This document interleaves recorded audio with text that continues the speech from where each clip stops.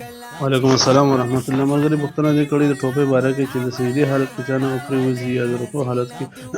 درجه طویل شي که نه شي. نو جواب دا دی که چېرې د رکوع حالت کې پرېوتله او یو کس ورپسې ورکښته شو او راویښسته نو دې باره کې چې کومه دی دا عمل کثیر دی، په دې سره مونځ ماتېږي. البته که د سجدې حالت کې پرېوتله او په یو لاس سره دې راواخیستله نو دا صرف جایز نه بلکې افضله طریقه ده شاملې کړي. دغه افضله طریقه ده په یو لاس باندې راخیستل او بیت المال کې په سر کول.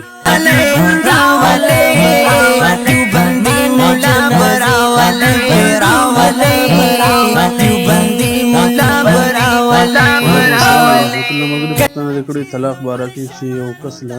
ښځې او خاوند نه حکومت عدالت طلاق ورکړي، تفریق پکې راولي، ایا دغه طلاق شوی که نه؟ دا زنانه بل چا سره نکاح کولی شي که نه؟ نو جواب دا دی چې طلاق دا اختیارات ټول شریعت چې کومه د خاوند ته ورکړي، د خاوند په رضا سره به کېږي، د خاوند رضا نه بغیر نه کېږي.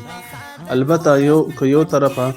زنانه غواړي چې طلاق واخلم، د هغې یو طریقه دا ده، شریعت دا طریقه وضع کړې چې زنانه به خلع وکړي د خاوند سره په دواړو رضامندۍ سره، د خاوند په رضا سره. یعنې خاوند نه به زنانه څه پیسې ورکړي او د هغې په عوض کې به خاوند طلاق ورکړي. البته که داسې وشو چې زنانه د طلاق غوښتو خاوند طلاق ورنه کړو او یا یې خلع سره کوله خاوند سره خلع نه کوله او د هغې نه پس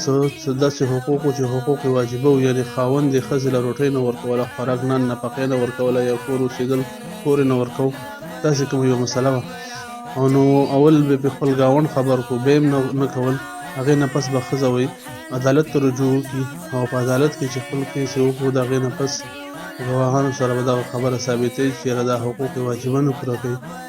نو د هغې نه پس به عدالت که چېرې دی راوغوښتو او مطالبه یې د دغه حقوقو وکړه چې دا پوره کړه او د هغې نه پس هم د نه پوره کول او د هغې نه پس یې بیا ورته ویل چې دې له طلاق ورکړه، بیا طلاق نه ورکول، خلع یې ورسره نه کوله. نو په دې اخري صورت کې چې نه حقوق پوره کوي د ښځې او نه طلاق ورکوي، نو سره خلع کوي او قاضي بیا د هغې نه پس یعنې عدالت دا فیصله وکړه چې د دواړو په منځ کې تفریق پیدا کړي، طلاق واقع کړي. نو په دغه یو صورت کې، په دې اخري صورت کې دا ګنجایش شته چې عدالت له طلاق ورکړي د ښځې له، او دغه صورت کې ښځه به بغیر د خاوند د طلاق ورکولو نه، یعنې د عدالت په طلاق باندې بل خاوند سره نکاح کولی شي. جنازې له دیوبندي مولا براولې، مال جنازې له دیوبندي مولا براولې، چې وې سورۃ العظم قبر ته ولاړې.